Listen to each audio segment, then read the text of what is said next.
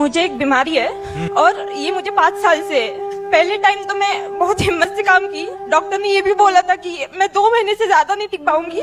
मैंने पॉजिटिविटी रखी और 2-3 साल हो गए मुझे। अब कैसे हिम्मत हारती जा रही हूँ। होता क्या है आपको? इसमें ना मैं ऐसे घर से बाहर नहीं निकल पाती ज्यादा। मुझे ना ऐसे वॉशरूम आता है और उससे खून निकलता है और पेट में बहुत दर्द होता है और मैं कभी कभी दर्द इतना बढ़ जाता है कि मैं सांस भी नहीं ले पाती।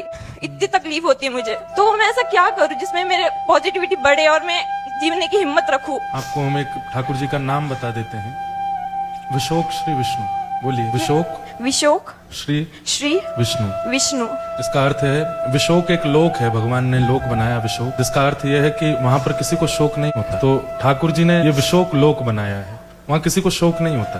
तो इस नाम का ये अर्थ है कि हे नाथ, मेरा जो शोक है मैं उससे लड़ रहा हूँ, मैं मेडिसिन ले रहा हूँ, मैं जो भी कर रहा हूँ वो कर रहा हूँ, पर मेरा जो पीड़ा है उसको आप कृपा कर दूर करो। आप हमारी बात पर विश्वास मानिएगा। पहली बार जब हम कथा करने के लिए मंच पर बैठे थे 2015 में, उससे कुछ महीने पहले हमको ट्यूबरकुलोसिस हुआ था और मेरे लंग्स के ऊपर में एक ट्यूमर हो गया था। डॉक्टर को जब चेक कराया, क्योंकि मेरे को बहुत खांसी हो रही थी, कभी कभी ब्लड भी आ रहा था, मेरे को पसीने आ रहे थे, बुखार आ रहा था, बहुत कुछ हो रहा था, मतलब वो एक मेजर रूप धारण करता जा रहा था।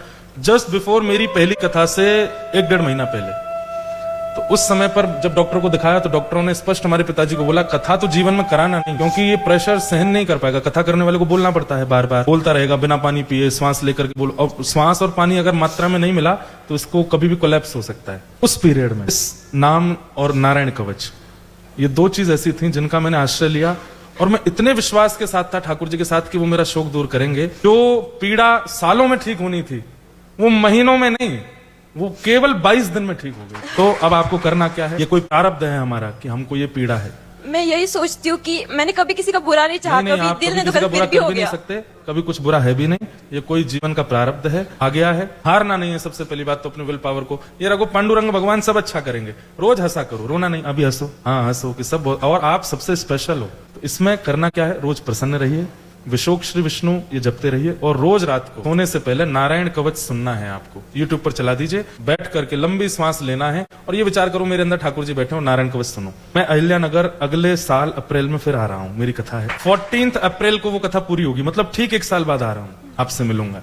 इस चीज का पालन करना और फिर मुझे बताना, यही मिलेंगे हम दोनों, हाँ सब लोग आना दोबारा से, और 1 साल के अंदर ये क्या अनुभव करने वाले हैं वो हम उस पर चर्चा करेंगे। मुझे ना रात को बिल्कुल भी नींद नहीं आती, मैं जरा भी नहीं सो पाती। तो फिर एक और चीज कर लो अगर कर सको तो, और बहुत सपने आते हैं। गजेंद्र मोक्ष का पाठ प्रारंभ कर दो।